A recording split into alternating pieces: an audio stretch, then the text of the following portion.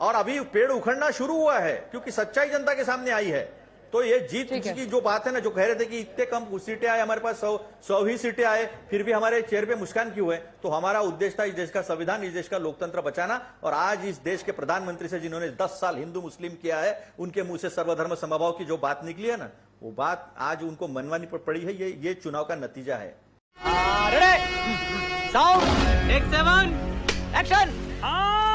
आपको भी लगता है कि आरक्षण के खिलाफ एक जो नैरेटिव बना था जमीन पर, वो कई जगहों पर भारी पड़ा? ये फंस गया सीएम, इसे पार्टी की मीटिंग समझ के फंस गया।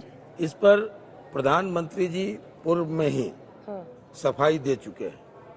दूसरी बात कि जिनके राज्य में खुरेजी, हत्या, बलात्कार, नरसंहार, उग्रवाद, ये अपहरण, फिरौती, रंगदारी, एक मात्र चरवाहा विद्यालय जिनकी उपलब्धि रही, उनको और सब कहने के लिए क्या है? भ्रम, संशय, अफवाह। इसके अलावा कि आरक्षण खत्म हो जाएगा, संविधान में परिवर्तन हो जाएगा, और कुछ है नहीं इनके पास कहने के लिए। तो ये बकवास की बातें हैं, बेकार की बातें हैं, फजूल की बातें हैं। बात तो सही है। दौड़ना तो पड़ता है। अतुल साहब, आप लोग हर्ष मना रहे थे कि आपकी सीटें बढ़ी हैं, लेकिन सबसे बड़ी सच्चाई, जो बड़ी बातें हैं, एक बार जरा ग्राफिक्स के जरिए भी हम दिखा दें अपने दर्शकों को, जिसका आज उल्लेख प्रधानमंत्री ने भी किया। पिछले 3 बार के कार्यकाल को मिला ले, 2014, 2019, 2024, तीनों बार की सीटों को अगर जोड़ भी देते हैं तो आपकी उतनी सीटें नहीं बनती हैं जितनी इस बार बनी है। अरे कहना क्या चाहते हो? अब रही बात, आपने एक टैली बताई, मैं भी एक आपको टैली बताता हूं। 1951 से 51-52 से जितने चुनाव हुए, वो सारे चुनाव के कांग्रेस के आप टैली कर लो और बीजेपी की टैली कर लो, जनसंघ मिलाकर, जनता पार्टी मिलाकर, भारतीय जनता पार्टी मिलाकर, आधे के आसपास भी नहीं आएंगे। अब ये बड़ी अच्छी बात कही आप। आनंद मोहन भाई साहब बात कर रहे थे यहां पर लूटमार की, रंगदारी की, वगैरह वगैरह। मुझे सब पता है, आजीवन कारावास से लेकर सारी बातें जो है मैं जानता हूं। लेकिन मुझे दुख हुआ कि आज तीसरी बार प्रधानमंत्री पद की शपथ लेते, या प्रधानमंत्री पद के कैंडिडेट चुने गए, वो इलीगल है। एक्चुअली उन्होंने पहले अपने संसदीय दल की बैठक बुलानी चाहिए थी भाजपा की, वो बुलाई नहीं है। वो कॉन्स्टिट्यूशनल है, एनडीए को कोई कॉन्स्टिट्यूशनल स्टेटस नहीं है। 2014 के बाद कोई एनडीए नहीं था। एनडीए के जो अकाली दल से लेकर, शिवसेना से लेकर, एआईएडीएमके के सारे छिटक गए थे। बाद में वो जोड़ा गया 2023 के बाद, ये जानकर कि हार हो सकती है, तो ऐसे लोग जोड़े गए 25, जिसमें 0 सांसद थे। 7 ऐसे दल है जिनका 1 ही सांसद था, 2-4 दल ऐसे जिनके 2 सांसद थे। तो ये भी इनकी सच्चाई है।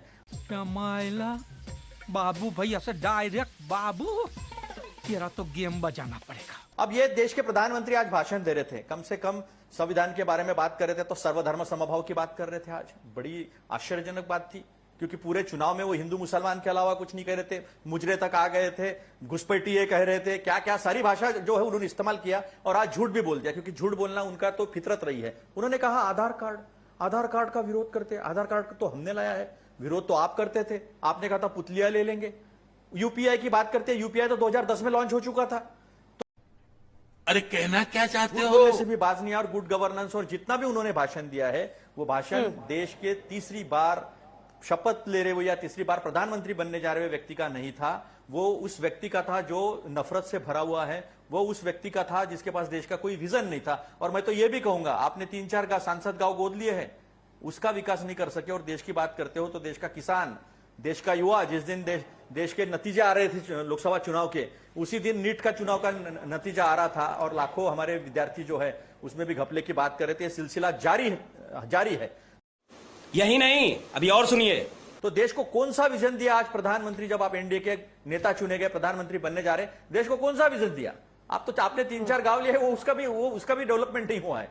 तो विजन कुछ नहीं है, बस एक भेद की नीति पर आप आज चलते आ रहे हैं, नफरत की नीति पर चलते आ रहे हैं। तो यही बात है कि आज आपको सर्वधर्म समभाव की बात करनी पड़ी है, आज आपको संविधान की बात करनी पड़ी है, आज आपको लोकतंत्र की बात करनी पड़ी है, और आज आपको सबको लेकर चलने के लिए मजबूर किया है।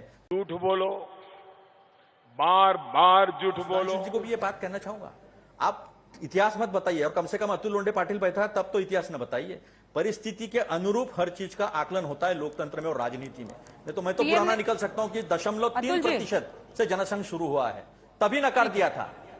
ठीक है अतुल जी, आज पीएम ने ईवीएम पर भी बोला है, उसकी भी मैं प्रतिक्रिया चाह रही थी। ईवीएम पर पीएम ने बोला है कि देखिए अब ईवीएम पता नहीं जिंदा है या मर गया है मुद्दा।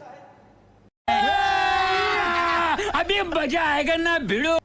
ऐसा कि मैं भी ये सवाल उनसे कर सकता हूं कि इस देश का चुनाव आयोग जिंदा है या मर गया है, क्योंकि आपने तो उसको भाजपा का चुनाव आयोग कर दिया है। लोकतंत्र जो बेसिक संविधान का बेसिक जो स्ट्रक्चर है, वो बेसिक स्ट्रक्चर में लोकतंत्र अहम है। और लोकतंत्र क्या है, तो कोई भी निर्णय जो है वो बहुमत से होना चाहिए। फिर आपने इस देश के उच्चतम न्यायालय के मुख्य न्यायाधीश जो चयन समिति में एक है, उनको हटाकर अपना जूनियर मंत्री बनाने की कोशिश की, बना दिया है।